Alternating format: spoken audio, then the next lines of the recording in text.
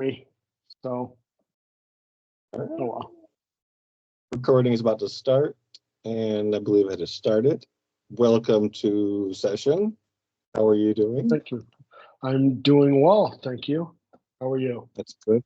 That's good. You look good. The glow behind you is very divine. You're like a Well, glowing angel. Look at you. Do you how well, how do you feel? Do you feel okay? yeah, I feel okay. Okay. Okay. Anything out of the ordinary that you wanted to just get off your chest before we dive in today? Um, I know it's been I've had my ups and downs this week.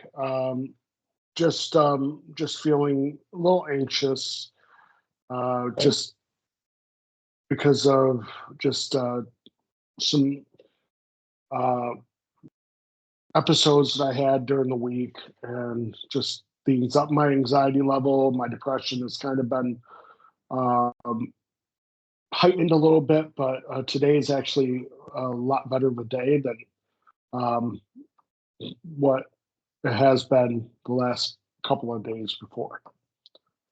Okay. And to what do you attribute that lessened anxiety? Um,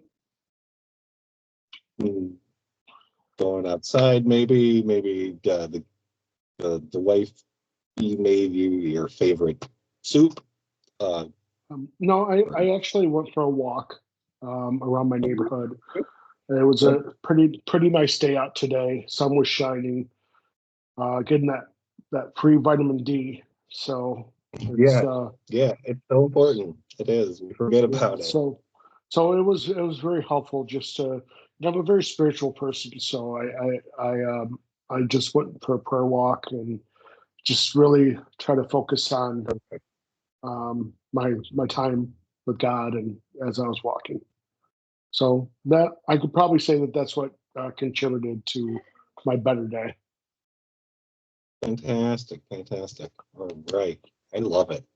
And the weather is starting to clear up a little bit, so you can Yeah. start to take more of those walks, and that's good. That's good. So, so last time we talked a little bit, and I believe we settled on an intervention that is called seeking safety.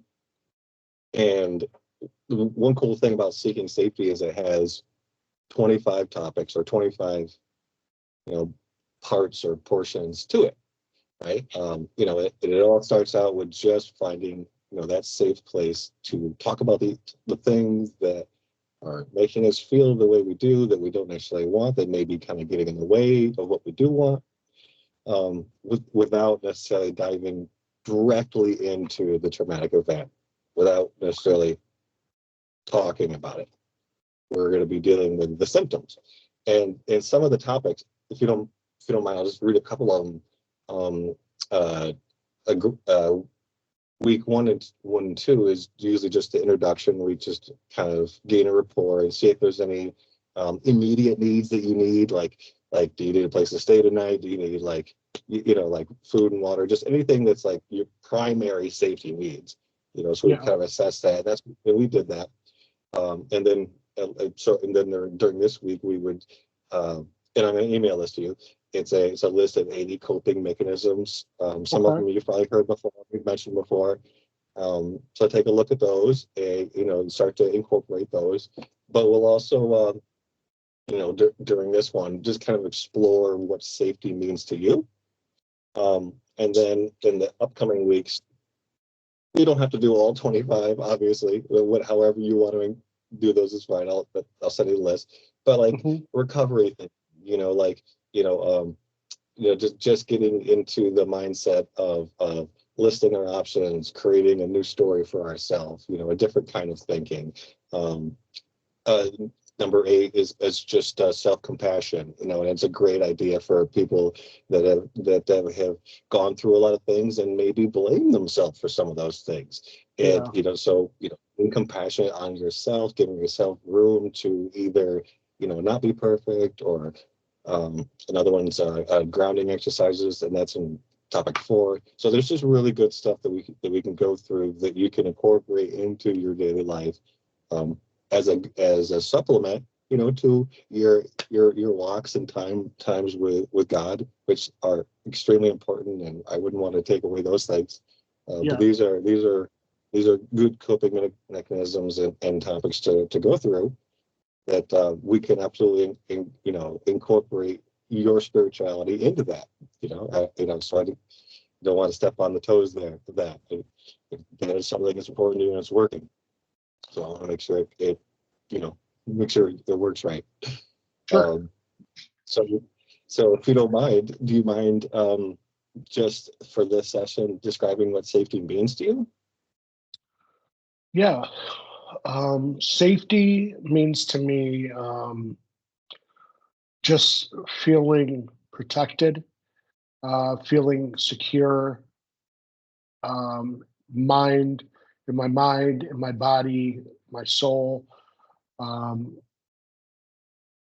and just in my family, feeling safe. So, And when do you feel that your family is the safest? when I am, it's a tough question. I think when my family is the safest is when we are working with each other in a productive way. So when I am at my best mentally and physically, more mentally.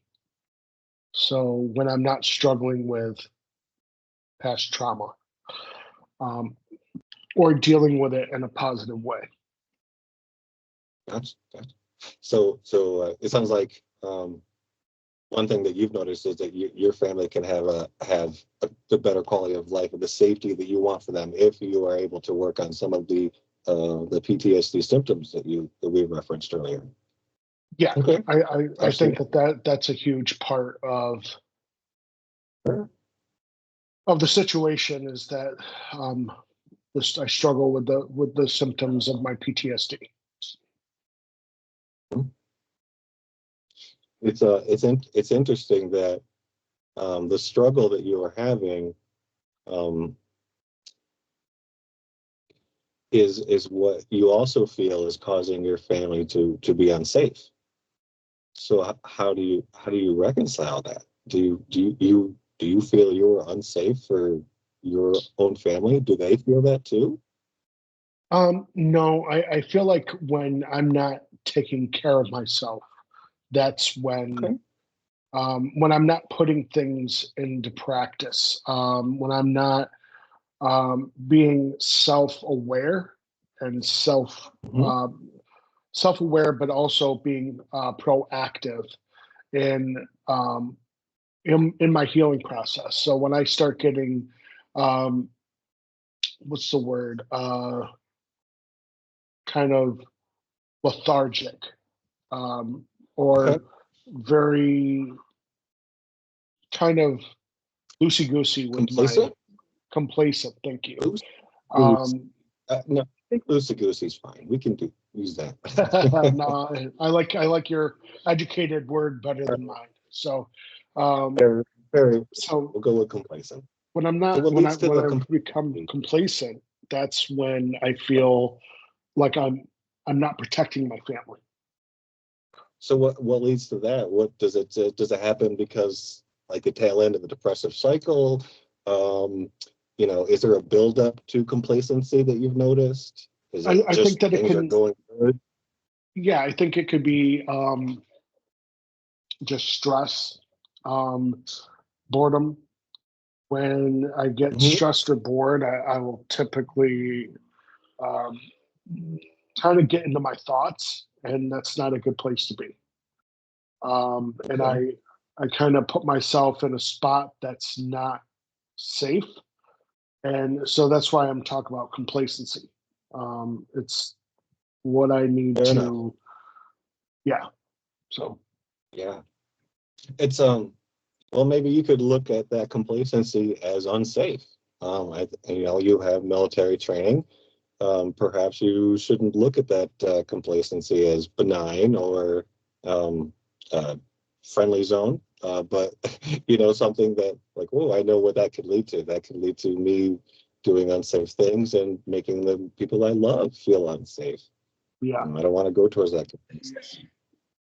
You also mentioned that sometimes you might get that way if you're feeling stressed or bored. Um, so what's the right amount of I guess not necessarily stress, but what's the word? Challenge? What's the right kind of like level of challenge that meets you that you're not bored but you're not overwhelmed? I think You, it's you, that it's me putting myself into where I'm spending time more with my family, doing, excuse me, doing chores, doing physical activities. So I'm not just sitting around thinking, being in my thoughts. So that's what I'm saying is like not being okay. complacent. So I'm being active in dealing with my trauma. So it's spending time with my family, working on things around the house, going on a walk. Um, so there's different things, and I think that that's what contributed to today was just deciding to go on that walk. And it actually was my Just wife that said, maybe you should go on a walk. And I said, yeah, you're right. And so great. I went on a walk. So, It's good. So you went with the prompt was a positive one. You didn't look at it in a negative way, like, oh, she wants me to exercise more, or she's just la la la. No, you immediately, maybe not immediately, but like, all right, I'm gonna take that walk. You took that um, advice, that recommendation, and you got the reward from it. Our yeah, our brains have reward pathways that either we know we're going to get a reward, so we'll have motivation to do a thing, yeah, or we have like an earned reward after we do the thing, right? Like sometimes we have to act our way into feeling better, or act our way into thinking more clearly by just going to do the thing. yeah, We trust the person who told us to do the thing, so we go do the thing, and then we feel better. We may not always feel like, oh, I'm going to go on this walk and it's going to be great. We may not yeah, always think that, but you went and did it anyway, and then you got the reward. So that's intervention. That's working your program, Joe. That's doing what you got to do. So I'm awesome. happy for you. I'm proud of you. I think continue to do the things that you're doing. Look at the coping mix email that I'm sending you right after, and see if one of those can work for you. And then De- I um, definitely look forward to next looking at time, it. because next time we meet, we're going to be doing the termination session. So there'll be questions that you may want to ask. So anyway, I'm looking forward to talking to you again, Joe. I hope you have a good week. You too, sir. Thank you. All right, take care. Bye.